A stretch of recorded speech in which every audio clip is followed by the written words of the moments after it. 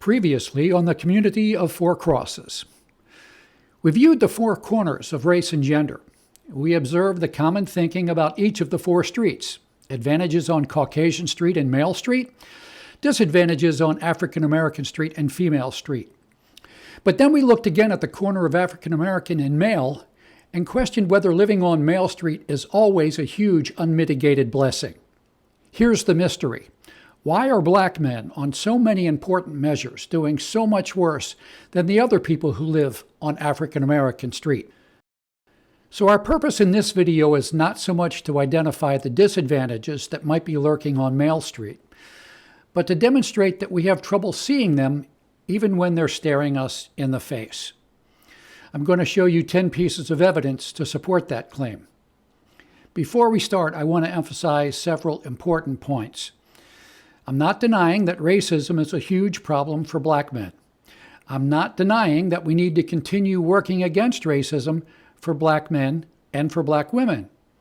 I'm saying that sexism, too, is a huge problem for black men, and that anti-black racism combined with anti-male sexism make a terribly powerful 1-2 punch against black men. Also, I'm not saying that all sexism against black men comes from black women. Much of it is baked into the culture. In current terminology, we would call it systemic. Okay, here we go. Number one, in 2016, President Obama pointed out to the graduating class at Howard University that black men are about 6 times likelier to be in prison right now than white men. He didn't mention that black men are about 23 times likelier to be in prison right now than black women. Number two, a 2015 editorial in the New York Times noted that there are only 83 black men living outside of jail for every 100 black women. But it talked only about racism, not a word about the impact or relevance of black men's gender.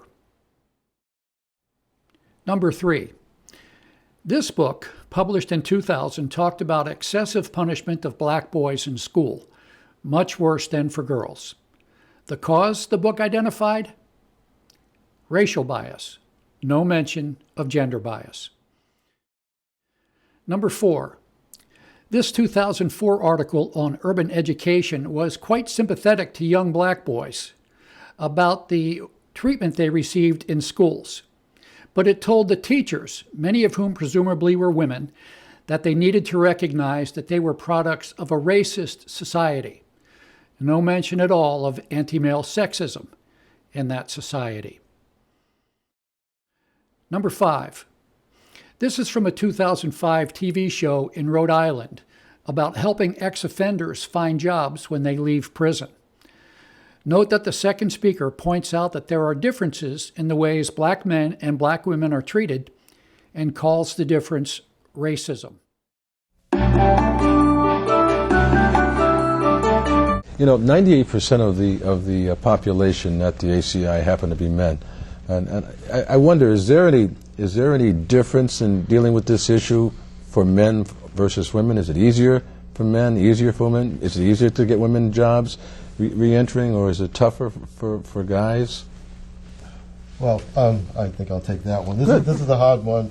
A lot of times, we have to look at our institutions and how we do business in the state, and sometimes there is an undercurrent of racism involved, where black men don't usually get hired in the numbers that say black women would get, and so it's very difficult for black men to get them opportunities, specifically when they do have a record. It becomes a little bit more maddening sometimes. Number six, this social work article was very sympathetic to the problems of black men, and it noted that black men's situation is distinct from the situation of black women. But like the speaker in the TV show, the authors blamed the difference entirely on racism.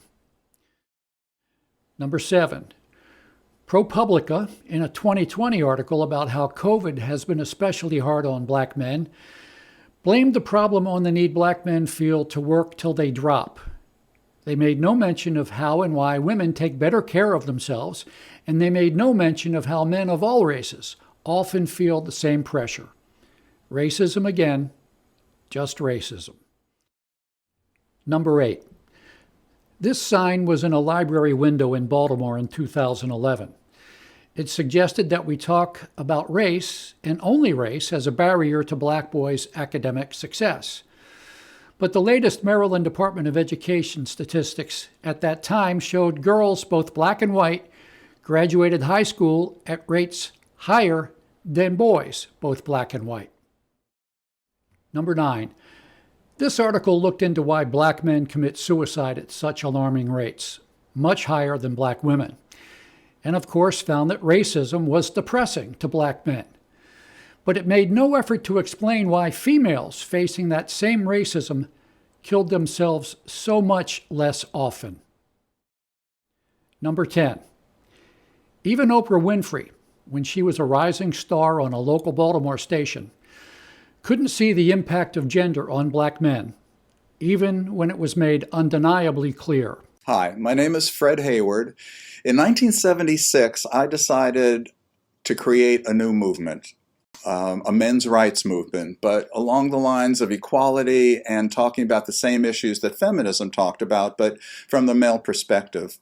The following year, I quit my job and started doing that. But it wasn't until 1981 that it got enough traction that I started getting booked on a lot of talk shows, and that's when I met Oprah Winfrey. I believe it was June of 1981. They didn't know much about men's issues, obviously. Nobody had heard of it or spoken about it to them. And so they assumed that if I was critical of feminism, that meant I was critical of equality. Therefore, I was a reactionary idiot and I'd be easy to make fun of. So the introduction was something like, I'm paraphrasing, we all know men don't have any serious problems, but someone wants to talk about it anyway. Please welcome Fred Hayward.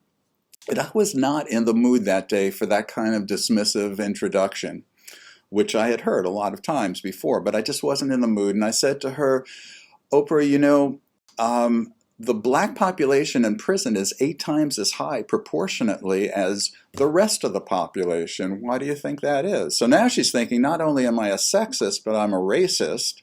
And she immediately gave all the liberal explanations for the high incarceration rate for blacks, the social and economic discrimination, the social and economic problems, and so on.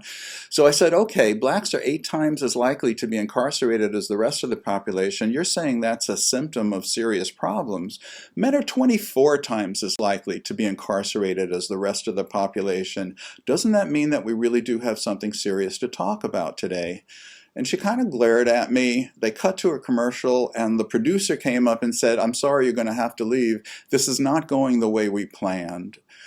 It was live TV. I couldn't sit there and negotiate, you know. So I left the stage, and they had a chef there who gave chicken recipes for the rest of the hour. But in fairness to Oprah, I was on her show 2 more times after that, and it went much, much better. So male gender issues are easy not to see, even when we're looking right at them. In our next episode of the Community of Four Crosses, we're going to start seeing them up close and personal in the lives of black men.